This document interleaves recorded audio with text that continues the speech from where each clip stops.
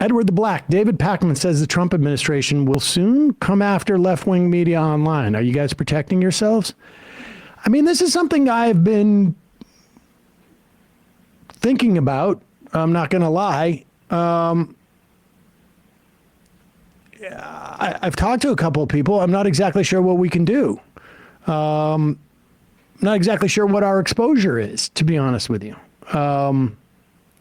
But check out the app. Check out the app, obviously. I mean, it's a good thing to have the app because we can always reach you despite any other thing. The app is free, majority app. You can listen to the audio. I mean, do I think it's impossible that they could get our YouTube channel shut down?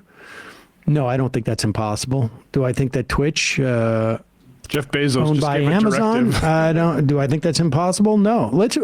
We love the free market, sir. Understand. Let's put this letter up from Jeff Bezos today, just to give you a sense of what is happening with the oligarchy. And we're not going to have the same oligarchy, let's say, that Putin has. Because Putin has the ability of pushing somebody out a window, literally. And here, I don't think it's quite as naked if things like that have happened or do happen.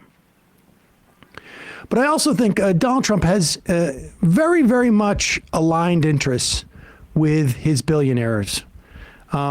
He doesn't care. I don't think Donald Trump ever cared about anything as much as, what pops into his head at any given point, what he thinks is going to help his legacy, what's going to keep him out of jail, what's going to put money in his pocket. And I would say everything is subservient to the latter. But here's Jeff Bezos.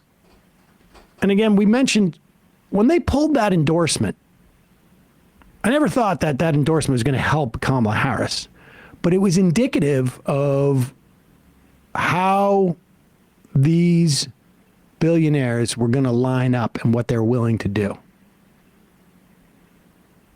Here's Jeff Bezos writing on Twitter. I still call it Twitter. The everything up X. I shared this note with the Washington Post team this morning. I'm writing to let you know about a change coming to our opinion pages. We are going to be writing every day in support and defense of two pillars: personal liberties and free markets.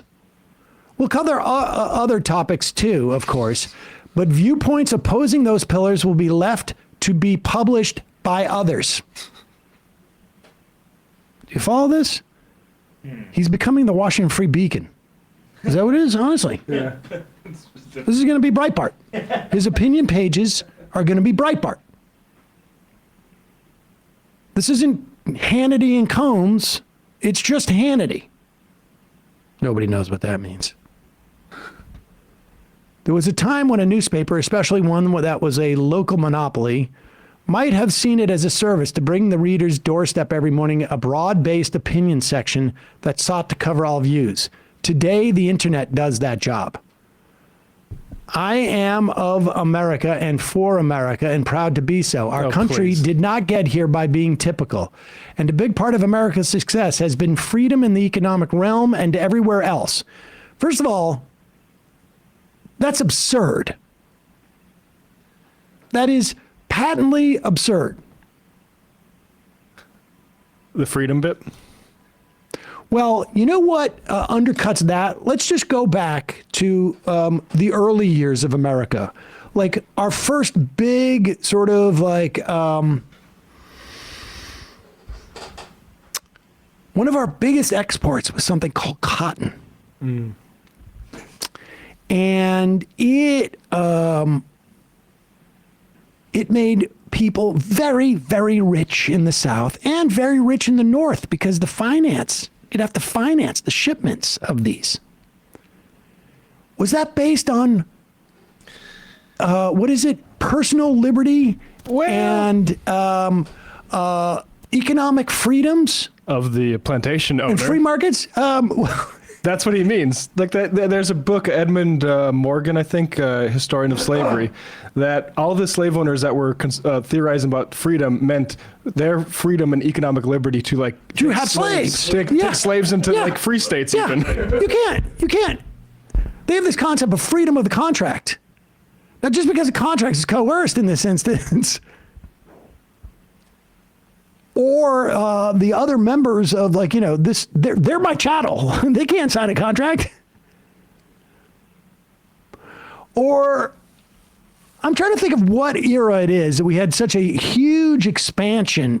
Oh, I know it. It was like the wars, the government.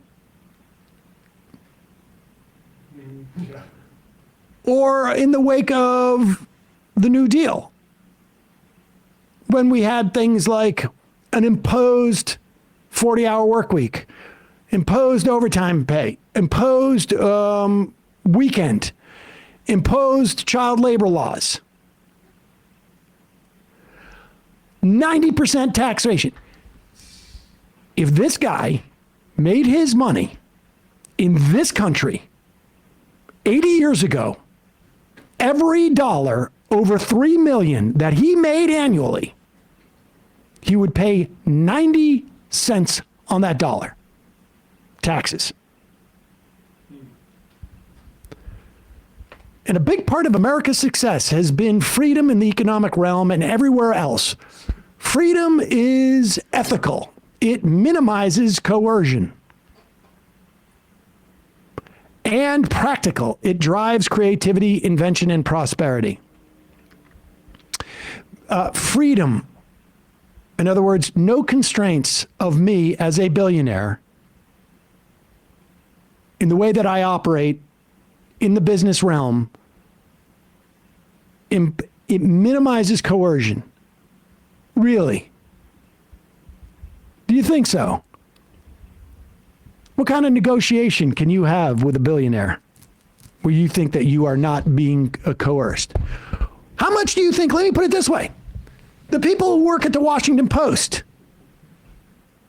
who rely on their job and their health insurance, and they have a mortgage,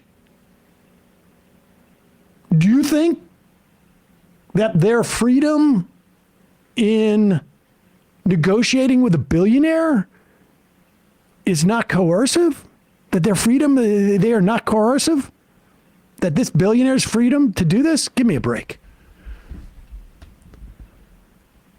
I offered David Shipley, whom I greatly admire, the opportunity to lead this new chapter. I suggested to him that if the answer wasn't hell yes, then it had to be no. After careful consideration, David decided to step away.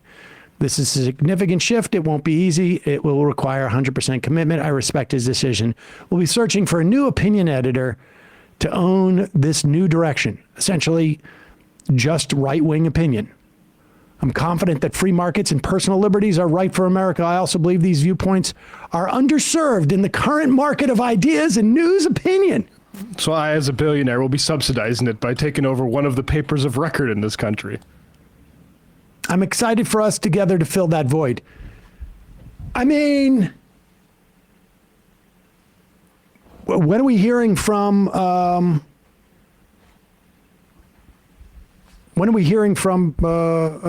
Sulzberger? New York Times agree?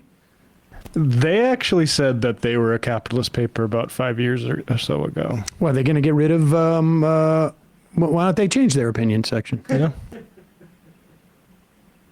What was it? Freedom dies in, what is it? Dies in the darkness? Democracy dies in the darkness. This is Jeff Bezos, like 5 or so years ago, when he's asked how he can spend so much money.